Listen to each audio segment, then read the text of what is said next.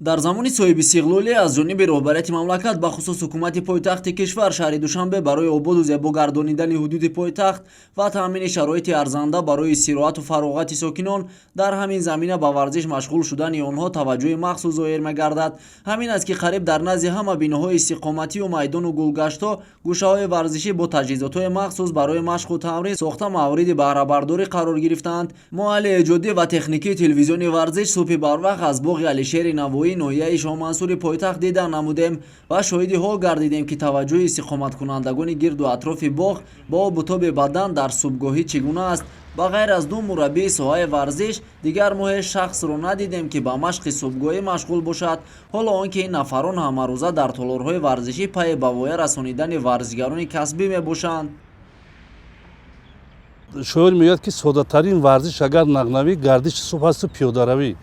ҳамин пиёда гаштану пиёдаравӣ ин худ варзиш аст. агар мо ҳар субҳ имрӯз майл ба варзиш куниму агар тавассути варзиш яъне ки мо саломатии худро пайдо кунем, бояд ки субҳона бояд ки ақаллан то 500 метр то 1 километр бояд ки роҳ гардем.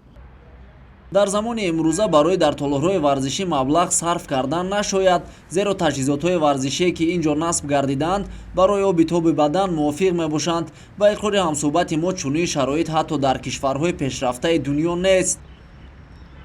имрӯз мебинем ки дар шаҳри Душанбе пойтахт тамом бисёр боғҳое ҳастанд ки ва майдончаҳои варзишӣ мавриди истифода қарор доданд ки ҳамин пеш аз ҳама барои саломатии инсон фоидаи калон дорад.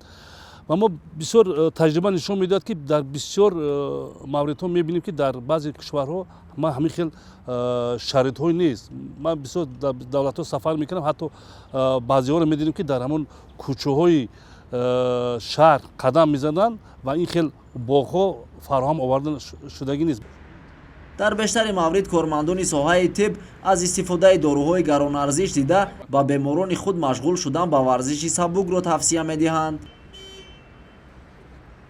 абдурозиқ Олимов мураббии шоистаи варзиши меҳан 55 сол дорад. ӯ бештар аз 39 сол аст ки ба варзиш машғул аст. инчунин дар ин ҷода беҳтарин варзишкоронро ба воя расонидааст. ин мураббии муваффақ иброз дошт ки замонҳои пеш чунин шароитҳо барои машқу тамрин муҳайё набуд ва онҳо дар бадтарин шароитҳо машқу тамрин мекарданд. фақат мо як рӯзи якшанбе яъне ки истироҳат дорем. бовар кунед ҳамон рӯз барои мо истироҳат неу як чизи гум карда шуда мебошад ки ҳамон рӯз ки ба варзиш машғул намешем, бовар кунед дар ҳамон хонаи худам худамонам ба монанди чизе гум шудааст. ин аз он таваҷҷӯҳ метиҳад ки мо бояд ки шанбе якшанбе ҳам ки бошад ақаллан бояд саҳаргоҳон субҳ хеста ба ҳамин хел боғҳои зебо яъне ки ҳавои тоза аст бояд як сайру гашт кунем. солимии ҳар як ҷомеа аз ташаккули тарзи ҳаёти солим вобастагӣ амиқ дорад. пас биёед барои саломатии бардавом доштан ба варзиш машғул шавему тани ҷисми худро солим нигоҳ дорем.